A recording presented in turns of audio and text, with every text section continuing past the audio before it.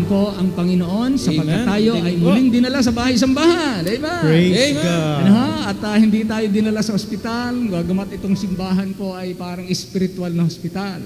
Amen. Pero Tama. higit pa po ito sa ospital kasi tahanan ng Panginoon eh. Amen. Sa lahat po ng mga nasa online, kami po ay bumabati sa inyo at nakikigalak. Tayo po ay aawit sa Panginoon, purihin natin ang ating Panginoon. Tayo po ay magsitayo at tayo po ay magsimulang mag-awitan. Narito po ang ating mga kapatid para tayo pangunahan. Ba? Amen. Tayo po itong puri sa Panginoon. It's in this song, Leaning on the Everlasting Arms. Amen. On the first verse now. What a fellowship, what a joy divine, leaning on the everlasting arms. What a blessedness, what a bliss divine, leaning on the everlasting arms. Leaning, safe and secure from all alarms. Leaning on Jesus, leaning on Jesus, sailing on the everlasting arms. Second verse. Oh, how sweet to walk in this pilgrim way, leaning on the everlasting arms. Oh, how bright the path Grows from day to day, leaning on the everlasting arms. Leaning, safe and secure from all alarms. Leaning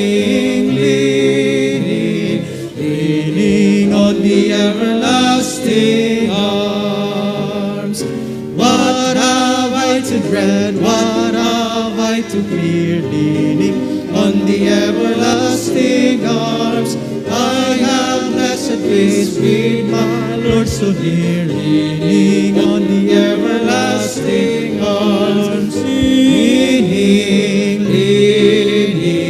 safe and secure from all alarms. Leaning on the everlasting arms. God on the mountain. Amen. Sa bagyo, sa kahirapan o sa kasiyahan man, andun ang Panginoon kasama natin. Amen. God on the mountain. First verse. Life is easy when you're up on the mountain, and you've got peace of mind like you've never known. But things change when you're down on the valley.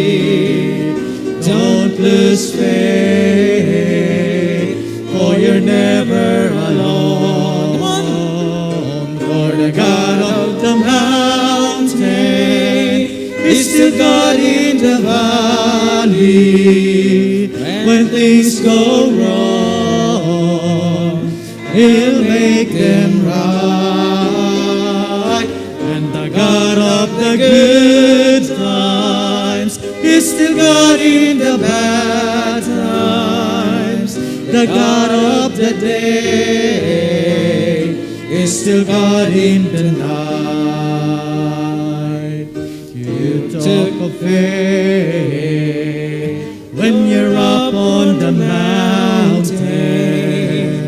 Talk comes so easy when life's at its best.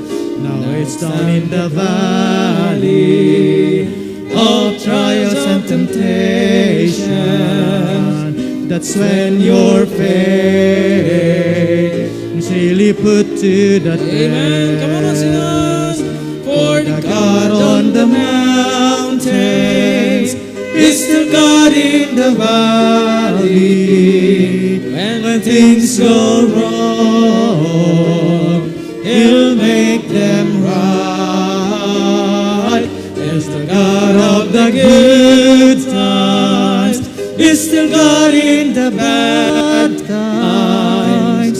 The God of the day. The chorus again, awit po natin. Is still God in the God on the mountain. For the God on the mountain is still God in the valley. When things go wrong, He'll make them right. And the God of the good times is still God in the bad times. The God of the day is still God in the night. And the God of the day is still God in the night. Amen. Jesus sweet to trust in Jesus. Amen. Amen. There's within my heart a melody.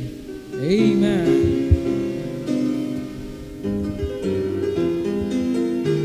First verse. There's within my heart a melody. Jesus whispers sweet and low. Ere that I am with thee, peace be still. In all of life's ebb and flow. Jesus, Jesus, Jesus, sweetest name I know. Fills my every longing, keeps me singing as I go. All my life was wrecked by sin and strife. Discord filled my life with pain. Jesus wept across the broken strings, stirred the slumbering chords again. Jesus, Jesus, Jesus, sweetest name I know. Fills my every longing, keeps me singing as I go. Feasting on the riches of His grace, resting near His sheltering wings, always looking on His smiling face. That is why I shout and sing. Jesus, Jesus, Jesus in my heart, sweetest name I know, I know. Fills my every longing, keeps me singing as I go. Though sometimes He leads through waters deep, trials fall across my way. Though sometimes the path seems rough and steep, see His footprints all the way. Jesus, Jesus, Jesus in my heart, sweetest name I know, I know. Fills my every longing, keeps me singing as I go. Last verse. Soon is coming back to welcome me, far beyond the starry sky. I shall wing my flight to worlds unknown. I shall reign with Him on high. Jesus, Jesus, Jesus, sweetest name I know. Fills my every longing in my heart, keeps me singing as I go. Amen. It is so sweet to trust in Jesus. Amen.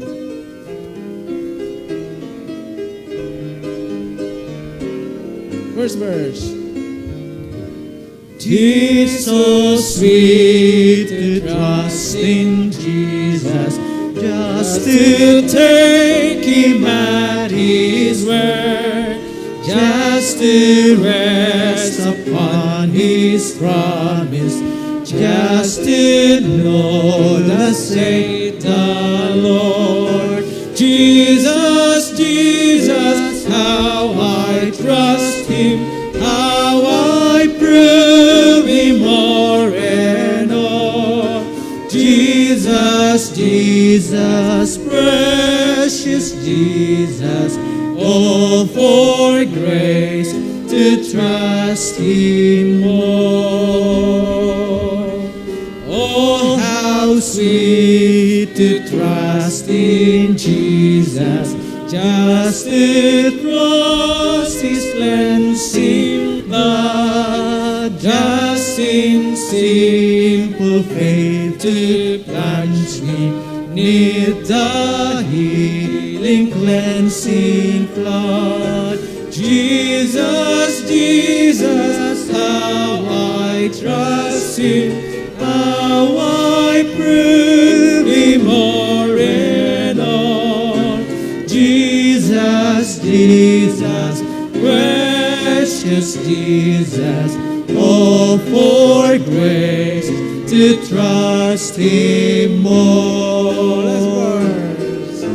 Yes, 'tis sweet to trust in Jesus, just from sin and self to cease, just from Jesus simply taking life and rest and joy and peace. Jesus, Jesus, how I trust Him, how I prove Him more and more. Jesus, Jesus, precious Jesus, oh, for grace to trust Him more.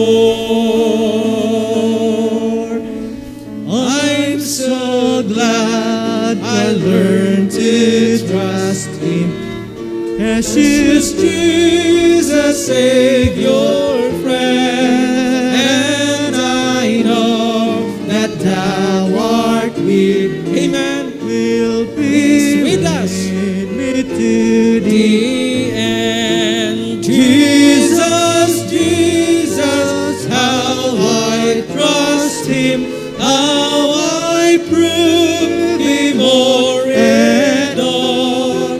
Jesus, Jesus, precious Jesus, oh, for grace to trust Him more. Amen, amen. Tayo po'y dumako sa panalangin. Amen. Let us pray. Ama naming Diyos, maraming salamat po sapagkat kami ay nangabubuhay, may pagkatao, nakagagalaw dahil ng iyong mayamang biyaya at hindi ka malayo sa bawat isa sa amin. Kaya't hindi po dapat mag-isip ang sino man na siya'y pinababayaan ng Diyos kung anuman ang mga pagsubok, anuman ang hirap, anuman ang pinagdadaanan, sapagkat ang Diyos po ay tapat, kilala man namin siya o hindi, siya po ang nangangasiwa ng aming buhay at may tanga ng bawat bagay. Kaya Panginoon, maraming salamat sa iyong kadakilaan, sa iyong katapatan, sa iyong karunungan, sa iyong kapangyarihan, sa iyong katuwiran. Walang pagbabago ni anino ng pagbabago sa iyong pagkadiyos. Salamat po at pinahayag mo ang iyong sarili sa amin upang hindi na kami sumamba at maglingkod sa hindi tunay na Diyos. At hindi kami magkaroon ng maling akala paano kami nabubuhay at saan kami nagmula at saan kami pupunta. Salamat po sa liwanag ng iyong salita na siyang gabay at liwanag sa aming buhay. Maraming salamat po sa iyong pagliligtas sa pamagitan ng iyong bugtong na anak. Maraming salamat po sa iyong banal na espiritu na nahan sa amin na kami inaakay sa iyong kalooban. Maraming salamat po sa simbahan na ibinigay mo na kung saan meron kaming mga kasamahan na kapwa namin na nampalataya na nagpapalakasan sa isa't isa at nangaglilingkod na magkakasama. Salamat po ng marami sapagkat binigyan mo po kami ng mabubuting halimbawa upang siya naming sundan at makita namin paano maglilingkod at paano magtatapat sa Diyos. Muli po, dalangin namin inaalala ang mga kapatiran sa iba't ibang dako, iba't ibang simbahan sa loob at sa labas ng bansa, iba't ibang mga manggagawa sa iba't ibang dako. Ganon din naman ang bawat mananampalataya na kasama naming tumatawag sa iyong pangalan. Bless you po, Panginoon, ang mga may karamdaman na siyang ngayong dumadaan sa kabigatan o sa kahinaan. Alisin mo po sa kanila ang takot, kundi ang pananalig, ang maghari at kapanatagan sa kanilang puso. I-bless niyo po, Panginoon, ang mga aming mga frontliners, mga lingkod ng bayan, magmula sa aming Pangulo hanggang sa pinakamababang naglilingkod. Ganon din man po, Panginoon, nilalapit namin sa inyo ang mga dukha, ang mga mahihirap na mga tao na salat at kapos sa mga pangangailangan, inyo rin po silang tugunan. Kung paano pinakakain mo ang ibon, sa parang ikaw naman po ang mag-supply patuloy. Dalangin namin na gamitin mo lahat ng pangyayaring ito upang ang mga tao ay manumbalik at lumapit po sa inyo. Sa lahat ng ito, ikaw po ang matataas, O Diyos, maging sa aming kalagitnaan. Muli po, maraming salamat sa inyo at binabalik namin sa iyong papuri at dalangin sa pangalan lamang ng aming Panginoong Yesus. And all the people say aloud, Amen.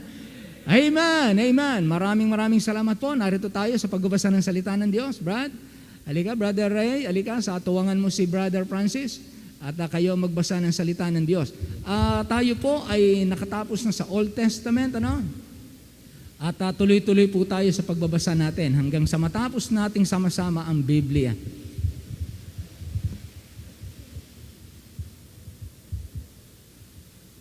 Lolo, my test. Magandang hapon po sa ating lahat o gabi sa ating lahat. Tayo po'y muli magbabasa ng salita ng Diyos sa John chapter 1 verses 1 to 28. Babasahin po natin salitan at sa uling talata po, sabay-sabay po tayong lahat. Nagpasimula siya ang berbo at ang berbo ay sumasa Diyos at ang berbo ay Diyos. Ito rin ang pasimulay sumasa Diyos. Ang lahat ng mga bagay ay ginawa sa pamamagitan niya at alinman sa lahat ng ginawa ay hindi ginawa kung wala siya. Nasa Kanya ang buhay at ang buhay ay siyang ilaw ng mga tao. At ang ilaw ay lumiliwanag sa kadiliman at ito hindi napag-unawa ng kadiliman. Naparito ang isang tao na sugong mula sa Diyos na ang kanyang pangalan ay Juan. Ito'y naparitong saksi upang kaniyang patotohanan ang ilaw, upang sa pamamagitan niya'y magsisampalataya ang lahat.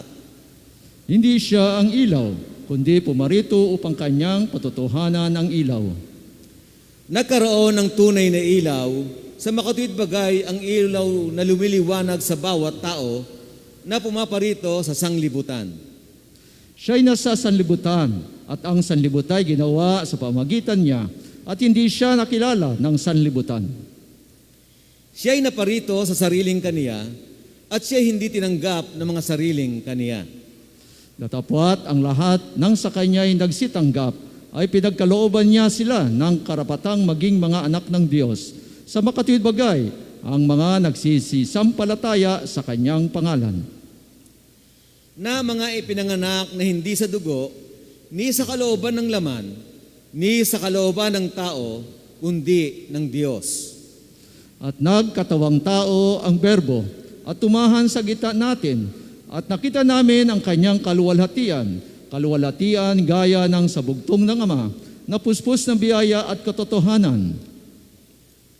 Pinatotohanan siya ni Juan at sumigaw na nagsasabi, ito yaong aking sinasabi, ang pumaparitong nasuhulian ko ay magiging una sa akin, sapagkat siya'y una sa akin. Sapagkat sa kanya'y kapuspusan ay nagsitanggap tayong lahat at biyaya sa biyaya. Sapagkat ibinigay sa pamamagitan ni Moses ang kautusan, ang biyaya at ang katotohanan ay nagsidating sa pamamagitan ni Hesukristo. Walang taong nakakita kailanman sa Diyos ang bugtong na anak na nasa sinapupunan ng Ama. Siya ang nagpakilala sa Kanya. At ito ang patotoo ni Juan. Nang suguin sa kanya ng mga Hudyo mula sa Jerusalem, ang mga saserdote at mga Levita upang sa kanya itanong, sino ka baga? At Kanyang ipinahayag at hindi ikinaila at Kanyang ipinahayag, hindi ako ang Kristo. At sa kaniya'y kanilang tinanong, kung gayoy ano nga, ikaw bagay si Elias? At sinabi niya, hindi ako. Ikaw baga ang propeta? At siya'y sumagot, hindi. Sinabi nga nila sa Kanya, sino ka baga? Upang ibigay namin ang kasagutan sa nangagsugo sa amin. Ano ang sinasabi mo tungkol sa iyong sarili? Sinabi niya, ako ang tinig ng isang humihiyaw sa ilang. Tuwirin ninyo ang daan ng Panginoon, gaya ng sinabi ng propeta Isaías. At sila'y sinugo buhat sa mga Pariseyo. At sa kaniya'y kanilang itinanong, at sinabi sa kaniya, bakit nga bumabautismo ka kung hindi ikaw ang Kristo, ni si Elias, ni ang propeta? Sila'y sinagot ni Juan na nagsasabi, ako'y bumabautismo sa tubig, datapwat sa gitna ninyo, may isang nakatayo na hindi ninyo nakikilala.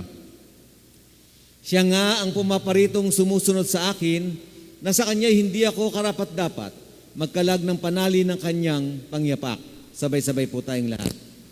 Ang mga bagay na ito ay ginawa sa Betanya, sa dako paroon ng Jordan, na pinagbabautismuhan ni Juan. Maraming salamat po muli sa pagkabasa ng salita ng ating Panginoon. Makakaupo na po tayong lahat.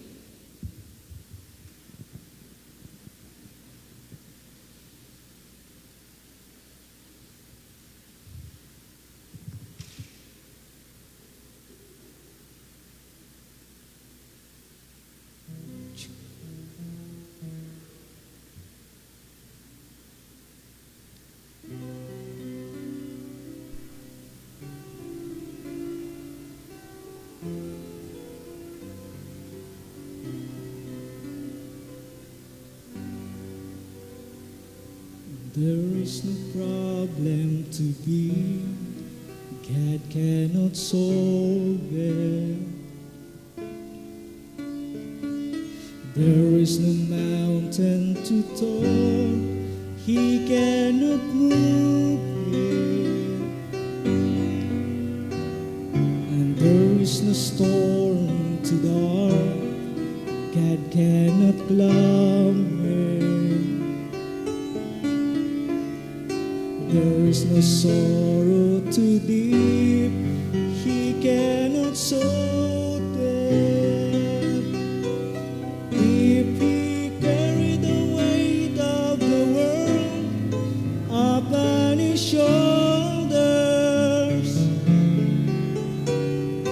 I know, my brother, that He will carry you. If He carried the weight of the world upon His shoulders, I know, my sister, that He will carry you. He said, come unto me, all who are weary, and I will give you rest. There is no problem to be, God cannot solve it. There is no mountain too tall, He cannot move it. And there is no storm too dark, God cannot calm it. And there is no sorrow too deep, He cannot soothe it. If He carry the weight of the world upon His shoulders, I know, my brother, that He will carry you. If He carry the weight of the world upon His shoulders, I know, my sister, that He will carry you. I know, my brother, that He will carry you. Oh, if He carry the weight of the world upon His shoulders, I know, my sister, that He will carry you. He will carry you.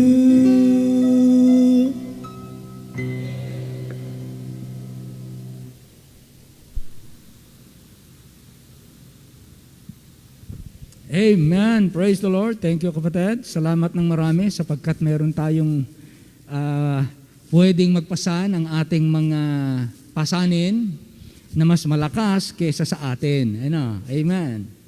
Salamat sa Panginoon. Kasi pagka wala tayong alam na magpapasa ng ating pasanin na tayo lang, malungkot ang buhay kasi hindi natin kaya lahat ng pasanin.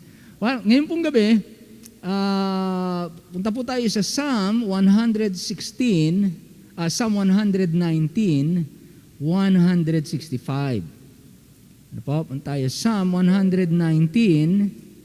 This is Psalm 119.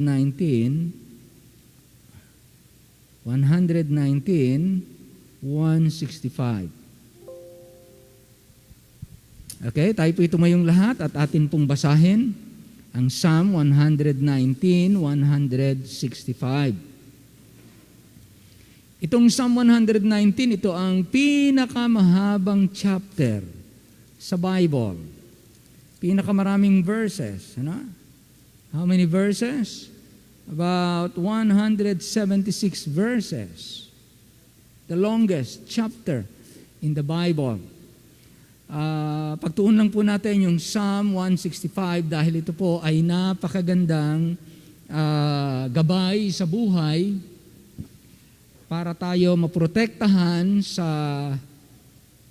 COVID ng katitisuran. Yung pandemic ng katitisuran. Basahin natin. Ready? 165. Begin. Great peace have they which love thy law, and nothing shall offend them. Ang ganda, di ba? Nakakita na ba tayo ng tao na sabi ng Bible, and nothing shall offend them? Kahit may mga offenses, may mga katitisuran, they have great peace. Yan ang magandang kalagayan, ano? Undisturbed. Kagaya ng malalim na kalaliman ng dagat na kahit na may bagyo sa ibabaw, may parte ng dagat na hindi nasasaling dahil napakalalim niya. At yun po ang gusto ng Panginoon sa atin. May kasabihan din naman tayo mga Pilipino, di ba? Ang ilog na mababaw, maingay. Ang ilog na malalim, tahimik. Kaya ang tao ay malalaman sa kanyang mga pananalita. Kaya tayo po bilang mga mananampalataya, magandang maipahayag na tayo mga mananampalataya. So tayo po'y mananalangin. The love of God's law. Ama naming Diyos, maraming salamat po sa gabing ito. Pinupuri ka namin sapagkat merong kang sandata na ibinigay sa mga anak mo, sa mga nagmamahal sa iyong salita, sa mga nagmamahal sa iyo, sa mga handang sumunod at unahin ka sa kanilang buhay, sapagkat ito po ang kahulugan ng pagmamahal. At makikita ang pagmamahal na ito sa pamamagitan ng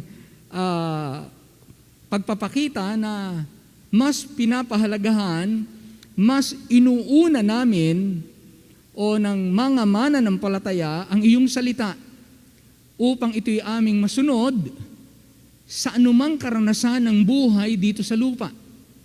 Sa ganon, hindi kami mangatisod at walang makapagpapatisod sa nagmamahal sa iyong salita. At ito'y maliwanag sa salita ng Diyos. Now, if we want to solve offenses, the solution is not to remove the offenses, but to put greater love for God's Word. Narito ang solusyon. Kaya pangunahan niyo po kami, gabayan kami, hiling namin ang lahat ng ito at dalangin sa lahat ng mga kasama namin online, sa lahat ng mga kasama namin dito sa simbahan, at sa lahat na makakapakinig pa po ng live streaming na ito ay maging dagdag na kalakasan po sa bawat isa. Hiling namin ang lahat. Sa pangalan po lamang ng aming Panginoong Hesus. Amen. Amen. Amen. Makakaupo na po ang lahat. Makakaupo na po tayo. Great peace have they which love thy law, and nothing shall offend them. The word offend means to transgress, and according to the strong Greek and Hebrew dictionary, it means to trip up, Matalisod, ano? It means to cause to stumble.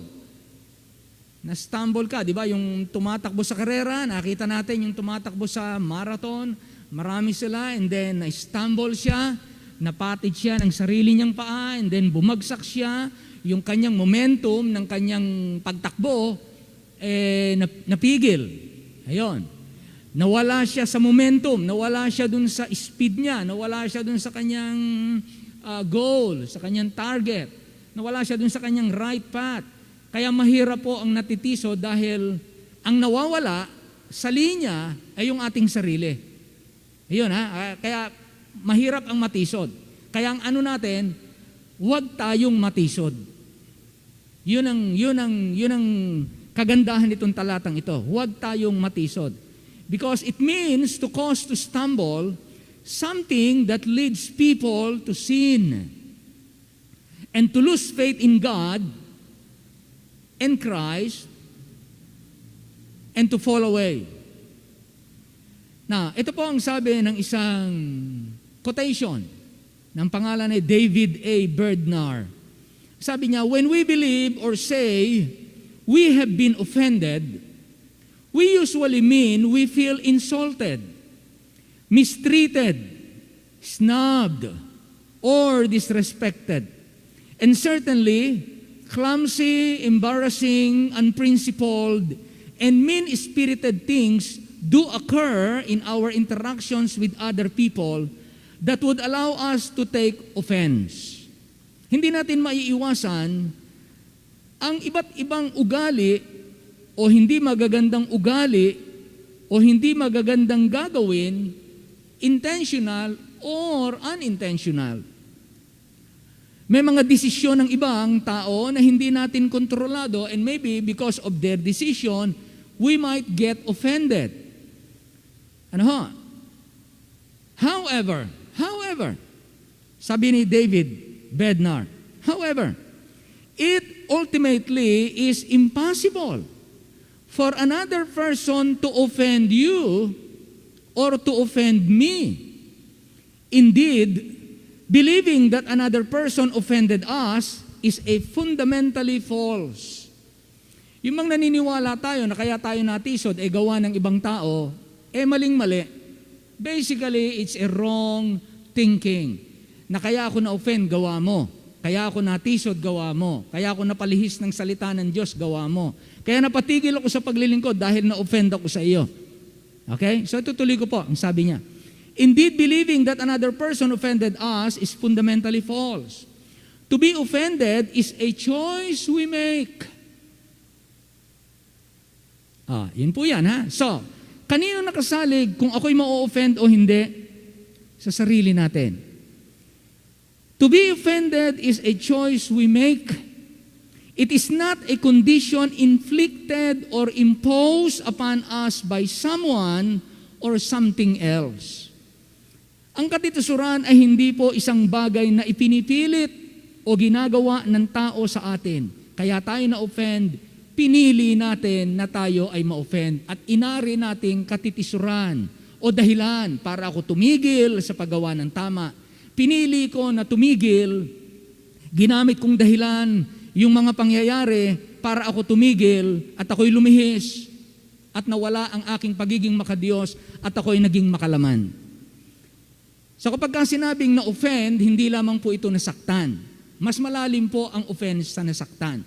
Pagka sinabing offended sa Bible, hindi lamang siya nasaktan, kundi nagkaroon ako ng reaction, nag-react ako dun sa nangyari, sinabi, narinig, naramdaman o naganap, nag-react ako sa nasaksihan ko o nalaman ko, nag-react ako.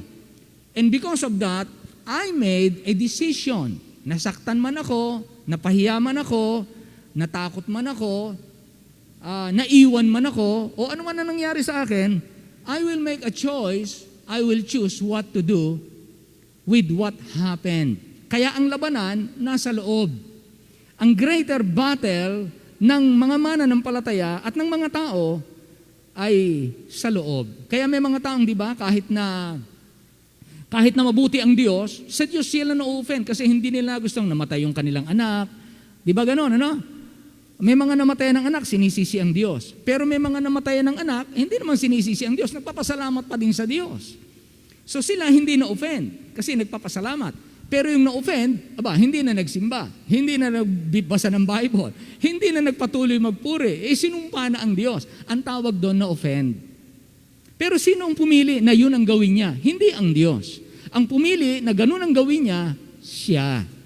Lumitaw lamang yung kanyang sarili, lumitaw lamang yung kanyang likas, lumitaw lamang yung kanyang kahinaan, lumitaw lamang yung hindi ako nakafocus sa Panginoon. At ang sabi ng Bible, they that love thy law, nothing shall offend them. Kaya pala pagka ang isang mananampalataya, tinuturuan tayo ng ating Panginoon, paano tayo hindi matitisod, paano tayo hindi ma-stumble. Sabi ng Bible, you love the law of the Lord. Mahalin mo ang kautusan ng ating Panginoon. Mahalin mo ang salita ng Diyos. Kadalasan kapag tayo ay na-offend, dahil ng sinalita o ginawa ng iba o mga masasakit na nangyayari sa buhay natin. Ang na-offend ay hindi lamang nasasaktan, kundi nagiging dahilan ng pagkilos niya ayon sa laman o pagtigil niya na magpatuloy na gawin ang tama. Ibig sabihin, hindi siya naging masaya. Na ginagawa ko ang tama, ito pa ang naranasan ko. Ginagawa ko ang tama, ito pa ang pinahintulot ng Diyos. Mamaya, makikita pa po natin yan. Kaya kapag tayo ay natitisod, napuputol yung ating maayos na paglakad, pagsunod sa Diyos. At minsan ay napapahinto tayo, lalo na nga kung matindi ang pagkakatisod ng tao. Pero gaya ng sinabi po ni David Bednar, ang pagkatisod po, basically, is our choice. Kaya kapag tayo natitisod, hindi natin pwedeng, parang yung sinasabi natin, pag kami nangyari sa ating hindi maganda, si Satanas. Si Satanas ang may gawa. Gawa ito ni Satanas. Pero hindi po lahat ng nangyayari sa ating hindi maganda ay gawa ni Satanas. There are times, bunga ng ating sariling gawa. Tama po ba? Amen? Yun ang sabi ng Panginoon. Kung magtanim ka ng salaman, mag-aani ka ng kabulukan. Dapat lang maging honest tayo na i-admit, maging humble enough tayo na aminin na ang ating pag-aani ay bunga ng ating pagtatanim. It's just a reaction. It's just a, di ba? May chemical reaction tayo na tinatawag. You cannot avoid it. Ang sabi ng Bible. Kapag ka nagtanim ka ng hangin, mag-aani ka ng buhawi. Mas mabigat yung dabalik. Pag nagtanim ka ng isang butil ng mais, pagbalik niyan, mas maraming mais. Kaya, mas mabuting magtanim tayo ng tama kaysa magtanim tayo ng masama. Ngayon, halimbawa, nagtanim ka ng tama. Ang inani mo yung masama. Parang masama, ha? Ang dating, parang masama. Actually, hindi siya masama. Kasi kapag siya pinahintulot ng Diyos sa buhay ng bawat mananampalataya, yung ipinahintulot niya ay hindi masama. Ito po ay tungtungan, ito'y praktisan na i-apply natin ang salita ng Diyos at mai-apply natin ang salita ng Diyos sa aktual na mga pagkakataon. Tulad ng sinabi ng Bible, kung magkasala ang iyong kapatid, patawarin mo ng 70 times 7. That's 490 a day. Kapag ka humingi ng tawad sa iyo, kung gaano karaming paghingi ng tawad, patawarin mo. Yun ang gagawin natin. Yun ang dapat na gawin. Yun ang tamang response. Yun ang tamang tugon. Yun ang tamang ugali. Para hindi ka matisod, magpatawad ka na magpatawad. Pag humingi ng sorry, okay. Marunong kang magpatawad. Pag hindi natin sinunod yung salita ng Bible, kaninong kasalanan ngayon? Bakit tayo matitisod? Hindi kasalanan ng mga nagkasala. Kasalanan natin, tayo nagkasala sa Diyos, hindi tayo magiging malakas. Magiging mahina tayo at tayo ang babagsak. Dahil tayong natisod, hindi naman sila. Tayong natisod. Amen? Kaya mahirap pagka tayo natisod. Kaya yun ang iwasan natin. Pero napakagandang sinasabi ng Bible, hindi maiiwasan ng mga katitisuran. Yun naman ang nakalagay sa Bible Hindi maiiwasan ng mga katitisuran. Ang maiiwasan, yung ikaw ay matisod. Offenses will be here with us. Para ding, sabi nga nila, yung virus na yan, hindi na aalis.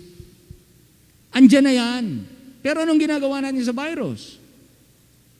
Hindi natin kinatatakutan. Hindi natin sinusukuan. humahanap tayo ng paraan paano siya pagtatagumpayan para tuloy pa rin ang pagpapamilya, tuloy pa rin ang pagtatrabaho, tuloy pa rin ang pananampalataya, tuloy pa rin ang paglilingkod, tuloy pa rin ang pagsasaya.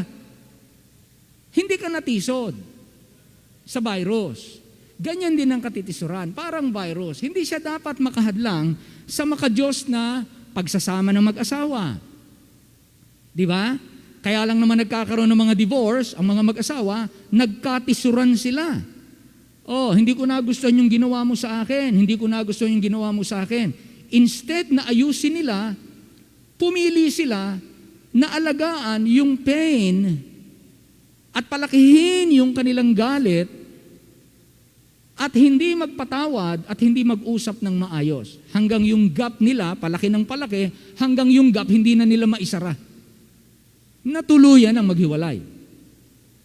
Pero saan nagsimula yon? Yung pagpili ko na kapag ka ako'y nasaktan, marunong akong magpatawad. Marunong akong sumunod sa salita ng Diyos. That is the key. I love the law more than, ano yan? They that love the law, nothing shall offend them. Now, titignan po muna natin instances of offenses. Tingnan po natin ang mga halimbawa at mga pangyayari patungkol sa katitisuran. At hindi po maliit na bagay ang katitisuran. Sa mga simbahan, ito ang nagiging dahilan ng pag-alis. Kaya alam niyo po, kung ang dahilan ng pag-alis sa simbahan, actually, yung pag-alis ng mga tao sa simbahan dahil natisod, na-offend. Choice yun eh. Choice. At hindi po yun ang plano ng Diyos. Hindi yun ang plano ng Diyos. Kaya meron tayong church covenant na ako'y lilipat ng aking simbahan kapag kami lumipat na ng bahay.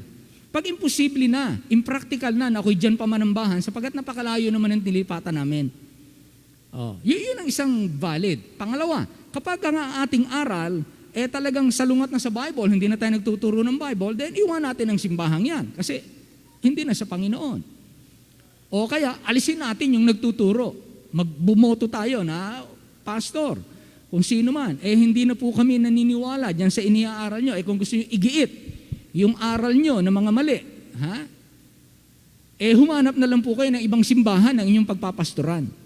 Dapat po ganon. Or the pastor will resign. I am not anymore standing on the Baptist belief. Hindi na ako tumatayo ngayon sa pananampalatayang Baptista. So mga kapatid, mahal ko kayo, pero hindi ko na pininiwalaan yung aral ng mga Baptist, ako ay magpapaalam na. I will resign. Ganun po ang pwede. Or kung gusto kong mabuhay sa kasalanan, mga kapatid, hindi ko na po kayang ipamuhay ang standard ng salita ng Diyos, ako po ay aalis na. Kesa ako'y maging katitisuran sa inyo. Ganon, di ba? So tingnan po natin ang instances of offenses. Matthew chapter 18 and verse 6. Babasahin ko po, nakalagay dito. Ang sabi rito, but whoso shall offend one of these little ones which believe in me, it were better for him that a millstone were hanged about his neck and that he were drowned in the depth of the sea. Itong mga batang ito, lumalapit sa Panginoon, itinataboy ng kanyang mga alagad kasi ang isipan ng mga alagad, not intentionally, hindi po yung spirit nila talagang anti-children sila. Hindi sila laban sa mga bata, kundi ang ayaw nila sa pamagitan ng mga batang malilikot, maiingay, ayaw nilang maabala yung pagtuturo ng ating Panginoon. Kaya nung inilalapit ang mga bata, pinipigilan ng mga alagad. Pero ang sabi ng Panginoon, huwag, palapitin ninyo yung mga batang yan. Kaya ang sabi niya rito, but whoso shall offend one of these little ones which believe in me, it were better for him that a millstone were hanged about his neck. Kaya mabigat na bagay yung tayo ay maging dahilan para ang mga bata hindi mapalapit sa Panginoon. Dapat tayo instrumento para ang ating mga anak ilapit sa Panginoon. Hindi tayo dapat maging instrumento para mapalayo sila sa Diyos. Kaya yung mga bata, pwedeng ma-offend, pwedeng matisod, pwedeng hindi na makapagpatuloy sa pagsunod sa plano ng Diyos sa kanilang buhay. Ngayon, kung yung mga matatanda ay magiging sagabal sa pagpapalapit ng mga bata sa Panginoon, ang sabi ng Panginoon, mabuti pa sa'yo, magpatiwakal ka na lang. Maglagay ka na lang ng gilingan sa iyong leeg. at ikaw ay lunurin sa pinakamalalim na dagat, sa kalaliman ng dagat. Ay mabigat po, di ba? Ang mga bata ma-offend, mailayo natin sa Diyos. O tayo, katisuran nila dahil nagkaroon tayo ng hindi magandang trato, hindi magandang halimbawa, hindi magandang attitude. At ang mga bata ay napalayo. Kaya yan po ay katitisuran. Another, hindi lamang yan nasaktan ang kalooban. Napigilan sa Panginoon. Matthew 18:9. These are instances. The children can be offended, even ourselves. Even ourselves. Tayo mismo, we can offend. We can cause ourselves to get offended. Now, tingnan niyo po ang Matthew chapter 18 and verse 9. And if thine eye offend thee, sarili mo ng mata nakakapagpatisod sa iyo, pluck it out. Cast it from thee. It is better for thee to enter into life with one eye rather than having two eyes to be cast into hellfire. Kung sa pamamagitan ng iyong mata, nagiging hadlang itong sarili mong mata, hindi mo makontrol, hindi mo mapigil, na ang mata mo ay naglalayo sa iyo dahil mahal mo ang tignan ang mga malalaswa, tignan mo ang mga masasamang bagay, ang mga maruruming bagay. Itong matang ito ang naglalayo sa iyo sa Panginoon at nagiging dahilan para hindi ka lumapit at sumunod sa Panginoon. Sabi niya, mabuti pang tanggalin niyang mata na yan kaysa dalawang mata ang dadalhin ka sa impyerno. Kaya hindi po magaang na bagay na ang katitisuran sa mga bata o kaya yung tayo mismo, parts of our body, ay maging hadlang para tayo makalapit sa Panginoon. Kaya dapat po walang bahagi ng ating katawan na gagamitin o magagamit para tayo mapalayo sa Diyos. Kundi gamitin natin ang lahat ng bahagi ng ating katawan para mapalapit tayo sa Diyos.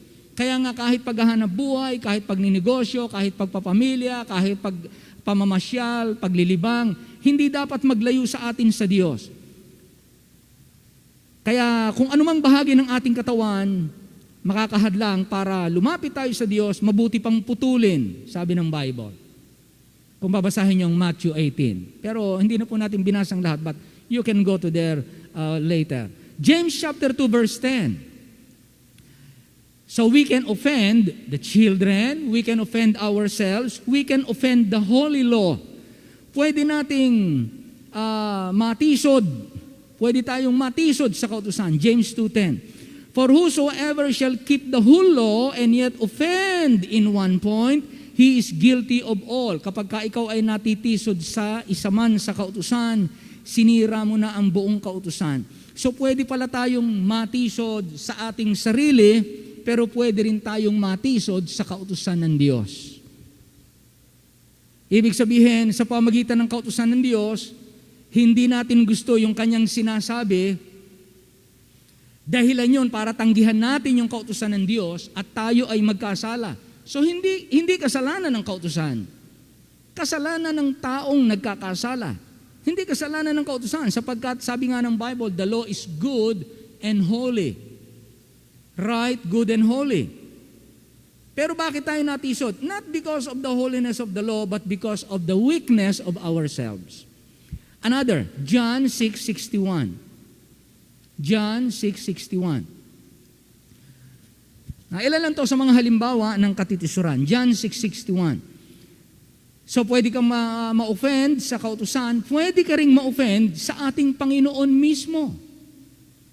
Pwede rin sa Panginoon tayo mismo ma-offend. John 6:61. When Jesus knew in himself that his disciples murmured at it, sa kanyang itinuturo, he said unto them, that this offend you?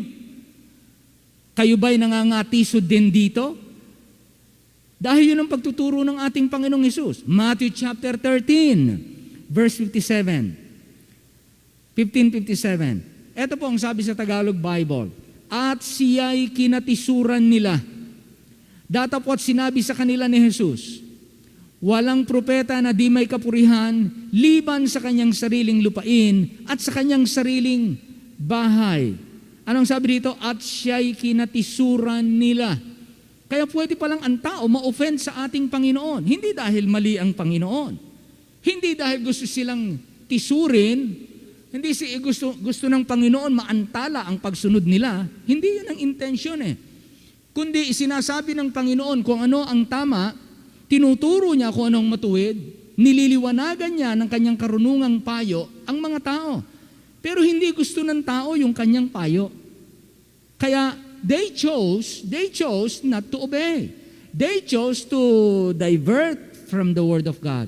They chose to reject the counsel of God against themselves. Kaya dito makita natin, at siya ay kinatisuran nila.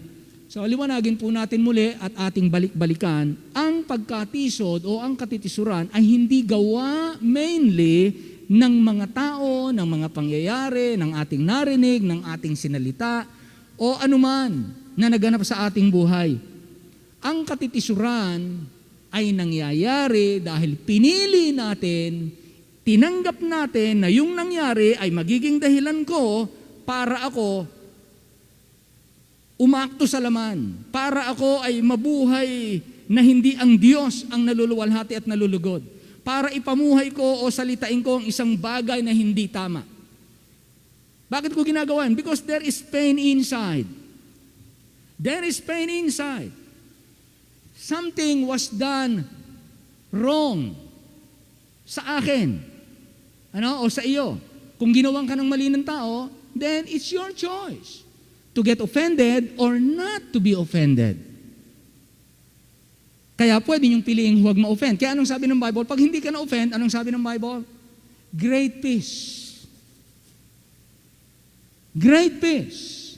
Kaya kung pipiliin niyo ang matisod, mga kapatid, o sino mang mga tao, pag pinili niyo matisod, pinayagan niyo na kayo ma-offend, you don't have peace in your heart. Mawawalan ka ng kapayapaan sa iyong puso. Mawalan ka ng kapayapaan sa iyong isip. Lagi kang may gugulo sa it, gugulo at gugulo. Why? The problem is not the offenses. The problem is the degree of our love for the law of God. Kasi ang sabi ng Bible, they that love thy law, nothing shall offend them. Nothing. So mga kapatid, ito ang sikreto. Di ba nakikita natin yung mga martial arts? Yung mga pinanonood nyo ngayon siguro maybe sa Facebook, meron sila dong mga, ang tawag natin dyan, yung mga demo. Tinutukan ka rito. Ginanyan dito yung kutsilyo. Pinakikita nila eh. Pinakikita nila. Anong gagawin mo? Nakaganyan yung kutsilyo sa iyo. Siyempre, pag hindi mo alam, talo ka na. Ganyan po mangyayari. Sinakal kang ganyan. Anong gagawin mo? Paano kung makakawala? Pag hindi mo alam, talo ka na. Pero kapag alam mo ang gagawin, kagaya ng mga expert, nakakawala sila. At nananalo pa sila. The same ang mga katitisuran, mga kapatid. Wala sa gumagawa, wala kay Satanas na intentional gumagawa ng masama sa mga tao. Wala sa kanya ikababagsak natin. Ang ikababagsak natin kapag tayo nag-give in. Kapag pinahintulutan natin na umayon sa kanyang alok at pumila sa kanyang programa. At tayo nag-enroll sa kanyang webinar. At kapag si Satanas nag-webinar at ang alok niya ay libre at ikaw ay unlad at ikaw ay magiging masaya at naupo ka doon at nagpa-entertain ka kay Satanas sa kanyang webinar, yari tayo. Dadami ang mga natitisod. Kaya ingatan niyo yung sarili, mga kapatid. Ito ay napakahalaga na anuman ang mangyari sa inyo, hindi kayo matisod, hindi ako matisod. Manatili ang peace sa aking puso at manatili sa inyo ang peace. Okay? So titingnan pa po natin yan. Kaya makita natin, kahit ang Panginoon kinatisuran. Ngayon, 4 things about loving God's law. About four things about loving God's law. Number one, sa Psalm 119:165, this is a divine revelation. We do not know how to solve our problems. We do not know how to solve our painful experiences, our sufferings na hindi nasama at hindi tayo nagko-question sa Diyos. We question God. Kapag hindi magandang nangyari sa atin, wala naman tayong ginawang masama, or minsan kung may ginawa tayong masama, na i-remind tayo na dahil may ginawa kang masama, ngayon mag-aani ka. Di ba? Pero ngayong makita natin ito na ang solution para pala ako ay hindi, sabi nga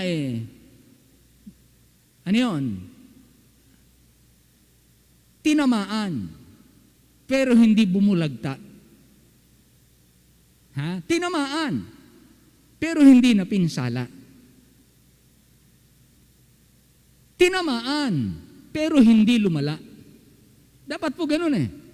Kahit na tayo tamaan ng katitisuran, hindi lumala ang kalagayan mo. Nanatili kang healthy, nanatili kang matibay, nanatili kang panatag. Kaya yung magmahal, nanatili kang mahalin ng Panginoon, nakita mo na ito pala ang sikreto para hindi ka itumba, hindi ka bumagsak, nasaktan ka, pero hindi ka natisod. Again ha, pag sinabi nating natisod, higit pa yan sa nasaktan. Sa takbuhan, ang literal na natisod, pag natisod ka, na-trip up ka, dadapa ka, babagsak ka. Yung takbuhin mo, hindi mo maitutuloy, yung negosyo mo, nawalan ka ng gana, di ba? Nawalan ka ng gana sa negosyo, nawalan ka ng ganang mamasyal, nawalan ka ng ganang kumain, inayawan mo yung mga yon, ayaw mo nang magsikap ngayon, parang ayaw mo nang bumangon, ayaw mo nang gawin ng tama. Why? Because we magnify the pain. We magnify what we call bad experience, bad treatment. Pero yung maging maliwanag sa iyo na instead of getting offended, I'd rather practice myself in loving God's law. I-exercise ko na lalo kong mahalin, lalo kong sundin kung anong kalooban ng Diyos sa aking buhay. At ang sabi ng Bible, kapag ka nakafocus ang puso mo sa salita at kalooban ng Diyos, mahal mo ang salita ng Diyos, sabi ng Bible, walang makakapagpabagsak sa iyo. Hindi ka pababagsakin ng problem, hindi ka pababagsakin ng kasamaan ng tao, mananatili kang nakatayo, mananatili kang panatag. Yun ang gusto ng Diyos. So number one, this is a divine revelation. Naliwanagan ko, naintindihan natin na ang paraan para hindi matisod, lalo kong patindihin, lalo kong patotohanan na mahal ko ang salita ng Diyos. Pangalawa, this is a personal choice. Ang sabi riyan, di ba? They which love. They which love. Love is a personal choice. Love does not happen by accident. Ang pagmamahal, parang isang tao, isang bagay, o isang prinsipyo, o isang mahalagang bagay, ay iyong mahalin. You have to intentionally love. You will choose. Maliwanag ang isip mo na ito'y mabuti, ito'y tama, ito'y mahalaga, ito'y kalugod-lugod sa Diyos. Therefore, I will love, I will prioritize. So this is a divine revelation and this is a personal choice. Kaya ang sabi doon, they which love. Meaning, there are those people na iba ang kanilang choice. Kaya wala silang peace. They chose otherwise. Yung kabilang part ang ginawa nila, instead na mahalin nila ang Panginoon, may mas minahal sila. Kadalasan po mga kapatid, sa ating natural, without the Bible, sa natural. Kaya po tayo naghihiganti, kaya tayo nasisira ang ating kapayapaan, kaya tayo kumikilos sa laman. Dahil minagnify natin yung ating sarili. We magnify ourselves, we focus ourselves on ourselves. Instead of focusing on the Word of God, paano ko maiingatang manatili ako sa right path, right thinking, right words na aking gagamitin. Kaya dito, naliwanag sa atin, great peace have they which love thy law and nothing shall offend them. This is a divine revelation that we ought to follow. Number two, this is a personal choice. Kaya sabi niyan, they which love. Not all will love the Word of God, but they which love the Word of God, the law of God. Therefore, this is a personal choice. Number three, sabi niyan, great peace have they. This is a way this is a way to a happy life. You want to be happy in life? Sabi ng Bible, this is the way. You will have great peace. Sabihin mo ng marami kang pera, malusog ang katawan mo. Maunlad ang negosyo mo, umuunlad, lahat. Ang ganda ng itsura mo, ang ganda ng asawa mo, ang ganda ng anak mo. Pero alisin mo yung peace sa tao. Alisin mo sa kanya ang kapayapaan. Lagi siyang bagabag. Lagi siyang bagabag. Lagi siyang bagabag. Lagi siyang may takot. Lagi siyang may alinlangan. Lagi siyang, Ang sarap ng tulugan mo, ang lambot, the best bed ang meron ka. The best house, ang mansion meron ka. Pero you don't have peace. Alisin mo ang kapayapaan sa tao, and what is the use? Di ba? So, hindi magagamit, walang papakinabangan. Sa lahat ng magandang meron tayo, maging ang opportunity, maging lahat ng talents and skills and influence, kapag inilisan mo ng peace ang tao, kapag hindi tayo napayapa. Pero ang sabi rito, this is a personal choice and this is a way to a happy life. Hindi absolute yung happy wife, happy life. That is not absolute. Ha? Ang meron dito sa Bible, if you love the law of God, you will have peace. Alisin mo naman ang pera. Alisin mo ang kalusugan. Alisin mo ang magandang bahay. Alisin mo ang sapatos sa paa niya. Pero siya'y payapa. Ano makikita niyo sa taong yon? Meron siyang capacity to thank God. Meron siyang capacity to serve. Meron siyang capacity to live freely, confidently. Meron siyang capacity na matulog. Kumain kahit natuyo ang ulam. Why? There is peace in the heart. Pero anong sinasabi ng Bible? Well, you have God's revelation from the Bible. You have a personal choice to love the Word of God or not. And to tell us clearly and absolutely, this is a way to a happy life. Love the law of God. Love the law of God. This is a way to a happy life. Number 4, this is a promise of victory. Gusto mo ng matagumpay na buhay? Ano ang sabi niya? And nothing shall offend them. Ibig sabihin, walang makapagpapabagsak sa kanila. Victorious life. Ha? Kung titignan niyo ito, nothing shall offend them. You have victory after victory after victory. Every time na ating ia-apply ang pagmamahal sa salita ng Diyos. Every time na bibigyan mo siya ng premium, highest priority, na ibibigay mo sa salita ng Diyos, ang buhay mo ay magiging matagumpay, walang karanasan, walang salita, walang mistreatment, walang anuman na mangyayaring masama sa iyo, na makapagpapabagsak sa iyo. Sabi doon, nothing shall offend them. You are invincible, not because you are strong, but because God is your strength. Iingatan ka niya. Yun ang pangako niya. This is a promise of victory. Iba-back up ka ng Panginoon. Kaya mga kapatid, iwasan nyo na pumangit kayo dahil kayo ay na-offend. Di ba yung mga tao pagka-offended, ayaw kumain, ayaw mag-ayos, ayaw magganito, nawawala sa wisyo ang tao pagka na-offend. At sa mga mananampalataya, ang sabi ng Bible, nothing shall offend them. They that love thy law, nothing shall offend them. Okay? Examples of loving the law of God and nothing offended them. Ano ang mga halimbawa ng mga taong nagmahal sa Panginoon at hindi sila natisod? Hindi sila bumagsak. Kapag ang isang tao ay higit na nagmahal sa kautusan ng Diyos, kaysa sa kanyang sariling damdamin, sariling interes, sariling plano, sariling iniisip, at iba pang mga pansarili o pang tao o pang mundong ito, hindi siya lilihis sa salita ng Diyos at patuloy niyang hahanapin at susundin ang kalooban ng Diyos habang siya'y nabubuhay, anuman ang mangyari. At kapag yun ang naging stand ng sino man, babae, lalaki, kabataan, magulang man yan, senior citizen yan, sabi ng Bible, hindi ibig sabihin aalisin ang mga offenses sa buhay.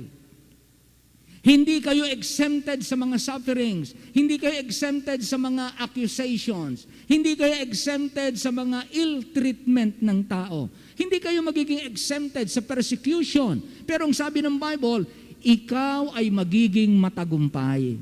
Ikaw ay magiging mapayapa. Ikaw ay hindi babagsak. At magkakaroon ka ng kapayapaan. So titingnan po natin ang mga ganyang mga tao na naghalimbawa. Number 1 na tingnan natin, si Job. Hindi na po natin ang tingnan na scripture. You read the book of Job, and you know the story. Ba, hindi magaang yung nangyari kay Job. Talaga namang namatay ang 10 niyang anak sabay-sabay. Nagbagsakan ang kanyang negosyo sabay-sabay. Tapos binigyan pa siya ng sakit na bukol magmula tuktok hanggang talampakan, na mayat siya na ang balat niya ay nakadikit na sa kanyang buto. Na ang description ng Bible, bumaho ang kanyang hininga, naglayuan yung kanyang mga tauhan sa kanya, nawala na ng galang sa kanya, pati misis niya. Sabi ng misis niya, mamatay ka na, sumpain mo na ang Diyos, mamatay ka na. Hindi na matanggap ng misis niya yung kanyang kalagayan, hindi na matagal siya naghihirap na gano'n. Pero anong sabi ni Job? The Lord giveth, the Lord taketh, blessed be the name of the Lord. Ang tanong, lumihis ba siya sa plano ng Diyos? Iniwan ba niya ang salita ng Diyos? No. Hindi po siya na-offend. He chose. He chose. Pumili siya. Kaya tingnan niyo po mga kapatid, anuman ang masakit na karanasan ng buhay, anuman ang ilabas ng bawat araw na hindi maganda kagaya ng idinudulot ng COVID na ito, ang daming nalugi, ang daming namatayan, ang daming, di ba? Ang daming mga magaganda na hindi na natin ma-enjoy, ang daming nagsara ng mga, ang dami. Ang daming umalis, permanently closed. At yung iba nawala na ng gana. Si Job, hindi siya nagkasala. Nagpatuloy siya sa Panginoon. At nakita natin kung anong bunga ng hindi na-offend. Dinodoble ng Panginoon ang pagpapala pagkatapos ng tamang panahon na ibinigay ng Diyos. Meron kang panahon lamang na dadaanan mo ang ganitong panahon at hindi ko yan aalisin dahil kayo'y dadaan sa panahon na yan. At ang gusto kong makita sa panahong yan na kayo'y dumadaan sa mga ganyang panahon, gusto kong makita na minahal nyo ang salita ng Diyos. At pagkatapos yung mapatunayan na mahal nyo ang salita ng Diyos, ibabalik ko ang pagpapala sa inyo higit pa kaysa dati. Amen? Yun ang maliwanag mga kapatid. Kaya ang sabi ng Bible, they that love thy law, nothing shall offend them. And they shall have peace. Di ba? Si Job. Pangalawa, si Joseph. Kita naman natin, alam natin yung ginawa ng mga kapatid ni Joseph sa kanya. Ang bait-bait na bata, godling kapatid, abay kinainggitan, kinayamutan, kinamuhian ng mga kapatid, hanggang si Joseph ay kanilang ipwera sa kanilang samahan. Si Joseph sila, good fellowship sila, but not with Joseph. Ang hirap ng ganyang pakiramdam mo sa mga kapatid mo, di ba? Para kang inilayo. Pero kay Joseph, hindi naputol yung fellowship niya with God, na natili siyang godly, na natili siyang righteous. And then dahil doon, lalong tumindi ang galit ng mga kapatid. Kasi hindi nila mapasuko Hindi matisod-tisod si Joseph. Ang Diyos walang dahilan para si Joseph kastiguhin. Tapat pa rin si Joseph sa Diyos. So, nakaisip sila ng panibagong mas matinding plano, inisip nilang patayin si Joseph. At nang ang Diyos ay mag-intervene, para hindi nila mapatay, kinilos niya si Reuben, sabi niya, kaysa mapatay natin si Joseph, ibenta na lang natin.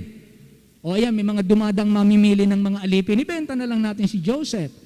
Hindi nila alam na yung pala ang gagamitin para si Joseph papunta sa kaharian ng Ehipto at maging prime minister. Second to the king. Hindi nila alam. Pero that is how God will work in our lives. That is how God will mold and write the history of those who will obey the Word of God more than, they will love the Word of God more than themselves. So si Joseph, hindi gumanti sa kanyang mga kapatid. Ang ginawa ni Joseph, patuloy lang siyang gumawa ng mabuti. Ginawa lang niya kung anong tama sa paningin ng Diyos. That's it. Hindi ko problem yung mga ginagawa ng mga kapatid ko.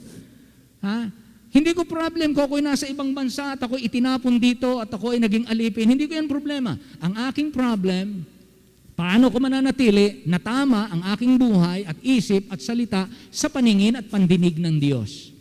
At yun ang iningatan ni Joseph, hindi siya natisod. Doon tayo madalas, kasi pagka tayo natisod, magdadagdag tayo ng another problem. Kaya ang katitisuran, problems after problems will be added in the situation because I got offended magsasalita ako ng hindi tama, o mag-iisip ako ng hindi tama, o kikilos ako ng hindi tama, o may gagawin ako hindi tama, ayon sa udyok ng nasaktan kong damdamin. Ayon sa udyok ng iniisip ko para ako makagante. Ayon sa iniisip ko na pansarili. Natisod ako eh.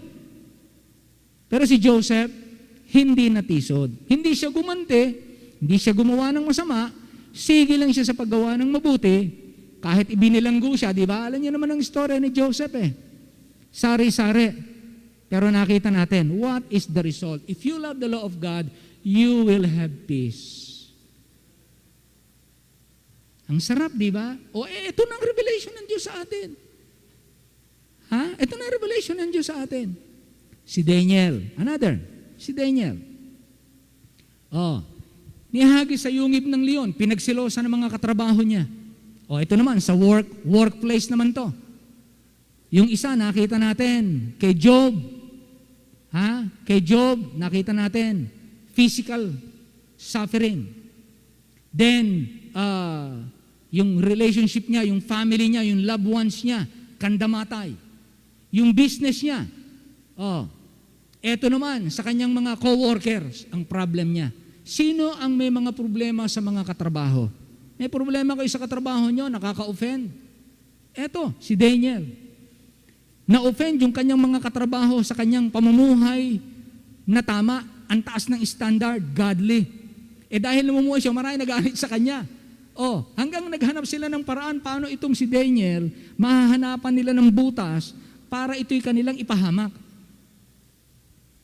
Di ang nakita nila, ito si Daniel, may pinapanalangin ng Diyos eh. Mahal na hari, magpatayo ka ng malaking rebulto at gawin mong batas na walang luluhod sa ibang Diyos, walang mananalangin sa ibang Diyos, maliban dyan sa Diyos na iyong itinayo. At ang sino mang manalangin sa ibang Diyos, sa loob ng, isang buwan ba yon? Sa loob ng isang buwan, mahal na hari, parurusahan ng kamatayan. Kaya man ni Daniel yun, 1 month lang palilipasin niya na huwag muna niyang pansinin ng Diyos. Hindi ginawa ni Daniel. Pambihira si Daniel, Hindi niya pumayag na hindi ko pansinin. Yun ang dahilan kung bakit tayo, kahit tayo may pandemya, hindi tayo pumapayag na hindi tayo magtipon. We want to dare like Daniel. We want to dare like Job. We want to dare like Joseph to remain obeying the word of God, and we will not get offended sa kung ano man na ginagawa na hindi tama o sabihing tama. So inihagis sa yungib ng leon. Okay lang kay Daniel. Daniel, pagka hindi ka lumuhod, diba, ihagis ka sa yungib ng leon. Well, mahal na hari, wala akong magagawa kundi sumunod sa Panginoon. At di inihagis siya doon. Nangyari? Pagkatapos nun, lalo pa siyang na-promote. Pinakita ng Diyos kung ano ang puso ng Diyos. Hindi kayo malulugi pag minahal nyo ng una at higit ang salita ng Diyos. Yun ang ipinakikita ng Diyos. Kaya niya isinulat ito dito, kaya niya pinababasa sa atin para makita natin ano yung nasa puso ng Diyos. Nakasulat na sa salita ng Diyos. Makita natin what is in the heart and what is in the mind of God.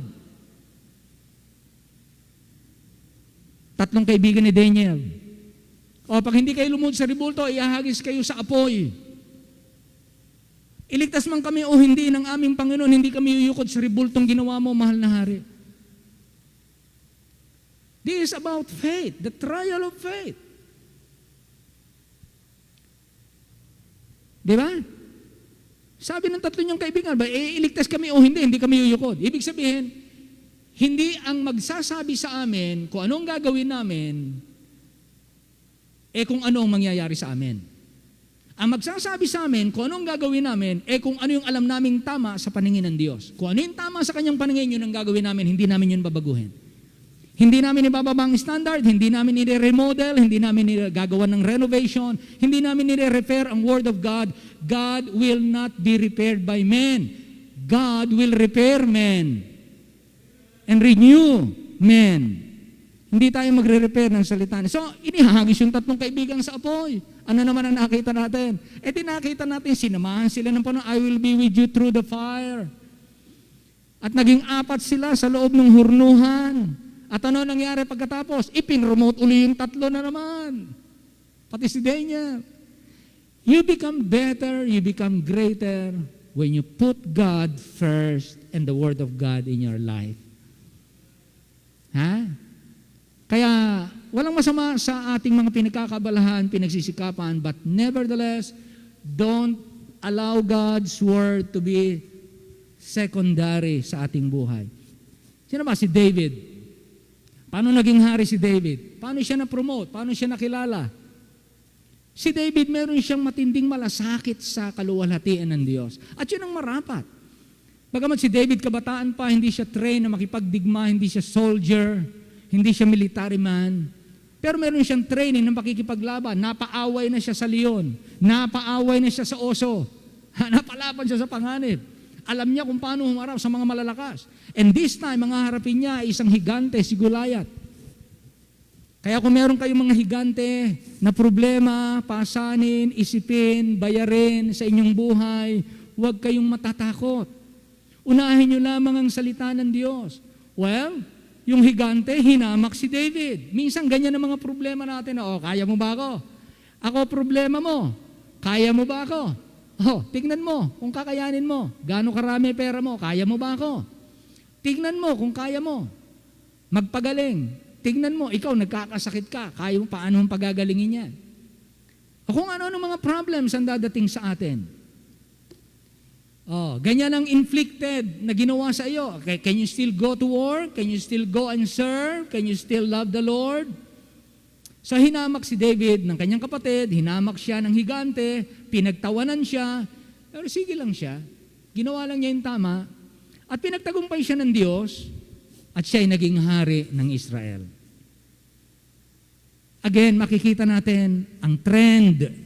What is the trend? If we will love the Lord, if we will love the Word of God, more than our feelings, more than ourselves, if we will not follow the dictates of your experience, circumstances, situations, public opinions, anything evil, you will not allow it to dictate your action, your thinking, and you will give priority on the Word of God so that we can obey the Word of God. Then God will see to it. You will have peace coming from God. At yun ang nangyari kay David, si Jesus Christ. Na last nating halimbawa, Jesus Christ. In the storm, natutulog lang siya. Ay, anong ginawa ng kanyang mga lalaki? Nagpanik, nagsigawan, and so on. And then, pinatigil ng Panginoon ng lahat. Then pumunta ang Panginoon sa krus. Nakita natin, yung mga nagpako sa Kanya, yung mga nagsigawang nilalait siya, yung mga pinagtatawanan siya, yung mga inilagay siya sa kahiyan. Nang siya nakapako na sa krus, sabi niya, Father, forgive them. Hindi siya nawala sa pagmamahal sa kapwa, hindi siya nawala sa pagpapatawad sa nagkakasala, hindi siya nawala sa pagiging tama sa paningin ng Diyos. Patawarin mo siya. Walang remorse, walang regret, walang, walang grudge. Walang sama ng loob sa kanyang puso. Hindi ibig sabihin ng nothing shall offend them, mawawalan tayo ng problema sa buhay na darating. Walang darating na bagyo. Walang masasakit na mangyayari. O walang taong gagawa ng mali sa iyo. O mawawalan kayo ng kamatayan. Mabubuhay kayo. Hindi po ganun na ibig sabihin ng nothing shall offend them. Kasi sa mga bagay na yun, na-offend tayo minsan. Kundi kahit alinman dito ang dumating, alinman ang dumating, ay makapagpapatuloy tayong lumalakad ng tama sa paningin ng Diyos. Anuman ang dumating, yun yung sinasabi ng Bible, anuman ang dumating, ilagay mo ang salita ng Diyos sa ibabaw. Totoo yung nararamdaman mo. Totoo yung ginawa sa'yo. Totoong masakit yung ginawa. Totoo yung naranasan mo. Totoong nalugi ka. Totoong nawalan ka. Totoong hindi mo gusto. Pero sa kabila ng lahat ng nangyaring yan, huwag mong alisin ang salita ng Diyos ang masunod sa buhay mo. Sa buhay natin. Amen?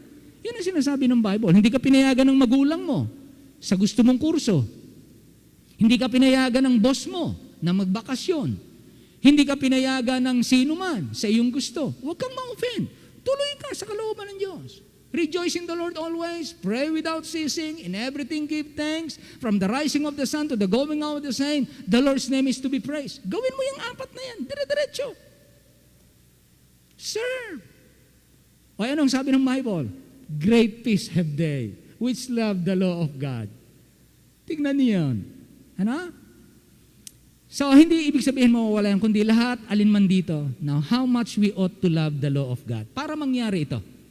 Para magkaroon kayo ng peace na sinasabi ng Bible, how much we ought to love the Word of God. Sa Psalm 119:174, sabi ng Bible, I have longed for thy salvation, O Lord, and thy law is my delight. Para pala mangyari yon. Kinakailangan maging kaligayahan ko ang salita ng Diyos. Number 2, Psalm 119 verse 97, Oh, how love I thy law. It is my meditation all the day. This is my delight, and I meditate on the word of God day after day. Sabi ng Bible, if you truly love the Lord, this is your delight. You meditate. Not ibig sabihin, basahin mo ang buong Bible araw-araw. No. Maybe a portion, a verse, a word from the word of God. But meditate on it. Then number 3, Job 23:12. Sabi niya rito, neither have I gone back from the commandment of his lips. I have esteemed the words of his mouth more than my necessary food. Para patunayan ko na mahal ko ang salita niyo, sabi niya, mas unahin mo ang salita ng Diyos kesa sa iyong pagkain na kailangan mo. More than your necessary food. Yan ang sabi ni Job. Sa Acts chapter 5 verse 29, then Peter and the other apostles answered and said, we ought to obey God rather than men. Ganyan ko dapat kamahal ang salita ng Diyos. Another is Luke chapter 8 verse 15, but that on the good ground are they which in an honest and good heart, having heard the word, keep it sa kanilang puso, and bring it forth with fruit, bring forth fruit with patience. They kept the word of God in their hearts. Iniingatan nila sa kanilang puso. Inuuna nila ang Diyos kapag may taong kasalungat. And lastly, Philippians chapter 2 verse 8. Paano natin mamahalin para ang salita ng Diyos? Gaano para makamtan natin yung great peace have they, which love thy law. Sabi sa Philippians 2:8, and being found in fashion as a man, he humbled himself and became obedient unto death. Obedient unto death, even the death of the cross. Ganun natin pahalagahan at mamahalin. Ganun katindi ang pagmamahal na ilalagay ko sa salita ng Diyos, kasukdulan, buhay ang maging kapalit. Hanggang kamatayan. At ang sabi ng Bible, you will experience great peace, and nothing shall make you to fall down and stumble. Nothing shall offend you if you love the law. So love the word of God, love the law of God, and nothing shall offend you. So kung sino yung mga taong matitisurin, sila yung madadaling i-reject ang salita ng Diyos at sundin agad yung bugso ng kanilang damdamin at ng kanilang karanasan. They will not have great peace. Pero sa lahat ng mga nagtapat sa salita ng Diyos at minahal ang salita ng Diyos, sabi ng Bible, you will have great peace. So I'd rather have peace with God and the peace of God by loving the Word of God rather than be disturbed every day. Amen? Ama naming Diyos, salamat po ng maraming sa iyo. Nawa po lahat ng mga nakinig ng iyong salita ay makasumpong ng dakilang kapayapaan. At ngayon po maliwanag ang iyong salita. Oh Lord, the simple, clear revelation of the Bible is already here. Narito na po ang sagot. Para hindi kami masaktan, hindi kami masira, hindi kami lumihis, hindi kami bumagsak, hindi kami magkasala, at hindi kami mapahamak at hindi kami magdagdag ng katitisuran sa iba't ibang tao na madamay namin ng iba na umalis din sa kalooban ng Diyos. We'd rather love the law of God. And we will have peace. At yun ang ikakalat namin sa mga tao, that they will have peace with God in loving the Word of God. Ikaw na po magpala sa bawat isa sa amin, at ang simbahang ito ay pagharian ng kapayapaan, ang simbahang ito at ang bawat tahanan ng bawat miyembro, kapayapaan mula sa iyo ang maghari sa aming buhay. Kagaya naranasan ni Job, kagaya naranasan ni Joseph, ni Daniel, ng kanyang 3 friends, ng aming Panginoong Hesus. Salamat po ng marami. Sumayo po ang kaluwalhatian. Dalangin namin ito sa pangalan lamang ng aming Panginoong Hesus. And all the people say amen. Amen, amen. Tayo po tumayong lahat at tayo po ay umawit. Awitin po natin yon. Thy word have I hid in my heart. Alam niyo ba yan? Thy word have I hid in my heart that I might not sin against thee.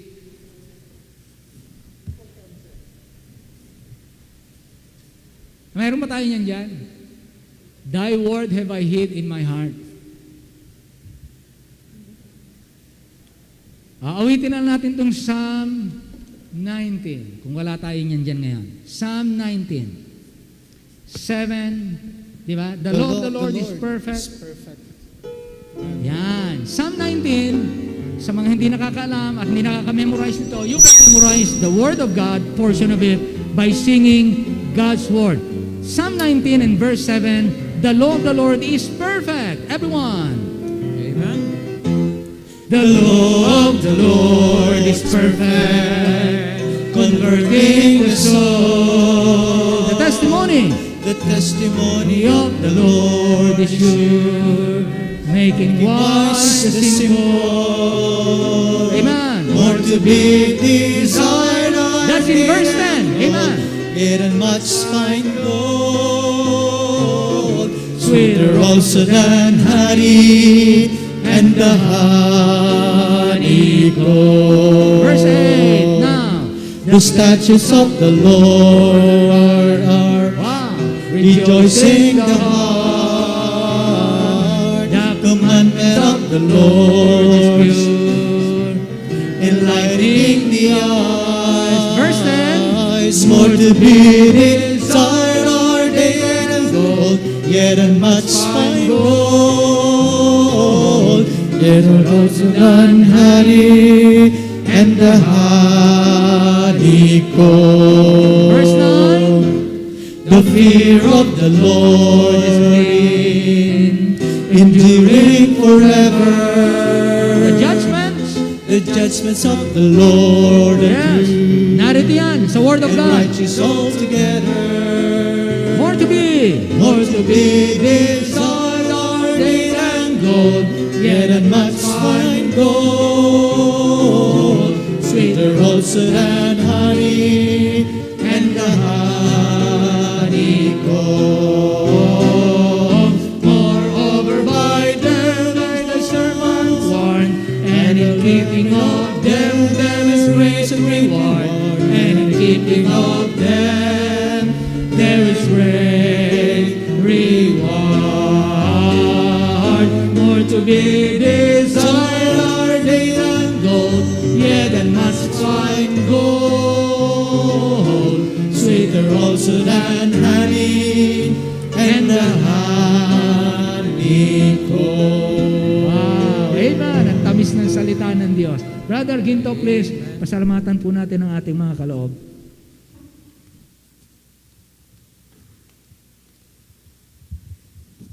Let's pray. Maraming salamat po, Ama namin Diyos sa langit, sa ipong biyaya at sa iyong pagkapala sa buhay po ng bawat isa. Patuloy Yes. po kaming pangalagaan, Amen. ilayo po sa anumang karamdaman, lalo na po sa COVID na kumakalat po sa Yes. buong daigdig. I-bless mo po ang buong pamilya po ng Christ Baptist Family na malayo po sa anumang karamdaman. Maging ang aming po mga kaibigan na nanonood po ngayon at sumama po sa amin sa online. Yes. Bless mo rin po ang kanilang pamilya, pangalagaan po ang kanilang kalusugan. Maraming salamat po sa tagumpay po ng aming gawain at kami po ay magkakalog ngayon ng aming mga ikapo. Yes. Bless mo po ang aming matitipon para sa ipong gawain. Po. Maraming salamat po sa pangalan ni Jesus. Amen. Amen. Amen. Amen.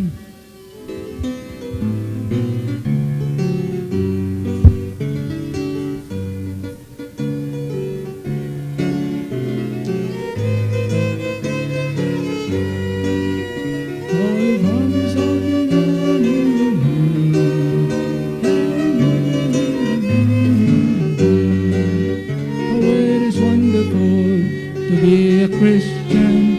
Oh, it is wonderful to be God's son. Oh, it is wonderful to be forgiven. It is wonderful to be redeemed, justified, forever reconciled. Tumayo po tayong lahat. Awitin po natin. Second stanza. I can Go directly to the Lord in prayer. Yes. He has told me I may boldly enter there, and listens as His promises I plead. I find mercy there and grace for every need. Everyone. Oh, it is wonderful to be a Christian. Yep. Oh, Amen. it is wonderful to be God's child. Oh, it is wonderful to have your sins forgiven. Oh, it is wonderful to be redeemed, justified, forever reconciled. Last. And the hope of heaven's glory thrills my soul. Where I live with Christ forevermore, I know. That is why the things of earth I loosely hold. I'll return the riches better far than gold. Everyone. Oh, it is wonderful to be a Christian. Oh, it is wonderful to be God's wife. Oh, it is wonderful to have your sins forgiven. Oh, it is wonderful to be redeemed, justified, forever reconciled.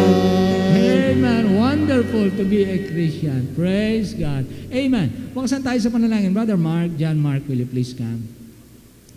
Amen. This coming Sunday, mga kapatid, pastor, missionary, sino to? Nakalimutan ko yung pangalan. But a missionary will preach to us this coming Sunday. At ako po ay nakila Pastor Joey at kanilang anniversary this coming Sunday. So, meron po tayong missionary, maghapon siya po magpipreach sa atin Sunday.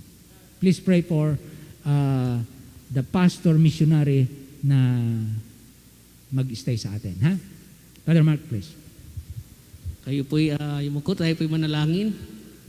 Ang maraming Diyos na banal Panginoon, salamat po sa gabing ito. Salamat Panginoon sa inyong mayaman na salita na kung saan Panginoon ito ay isang malaking kayamanan sa aming puso, Panginoon, na kung saan kami ay makita namin na aming sarili, Panginoon, na kami ay dapat na magsipanatili sa inyo lamang po. Salamat, Panginoon, sa inyong lingkod ngayong gabi na kung saan ang pagtuturo, Panginoon, ng salita ng Diyos, na kung saan ito'y naging paalala sa amin, Panginoon, na sa Biblia, Panginoon, merong mga tao na naging halimbawa sa kanilang pananampalataya, Panginoon. Bagamat meron silang rason upang magtampo, bagamat meron silang rason, Panginoon, na kung saan magreklamo, ngunit Panginoon, hindi nila ito tiningnan. Hindi po nila ito naging katitisuran. Bagkus Panginoon, ito po ay kanilang naging hamon, Panginoon, upang pong magpatuloy sa paglilingkod, Panginoon. Kaya salamat po sa inyo pong ginamit na lingkod na kung saan ito'y naging paalala sa amin, na kung saan anumang bagay ang aming pong maranasan, anumang bagay ang dumating sa amin, ay mas lalo po kaming magpakatatag, Panginoon, sa inyo. Salamat po sa gabing ito. Inyo pong ingatan ang bawat isa sa kanilang pag-uwi sa tahanan. Sa pangalan lamang namin, Panginoong Hesus, Amen. Amen. Purin po ang Panginoon. See you on Sunday. And let us be prepared in doing the best for the Lord. Reach souls.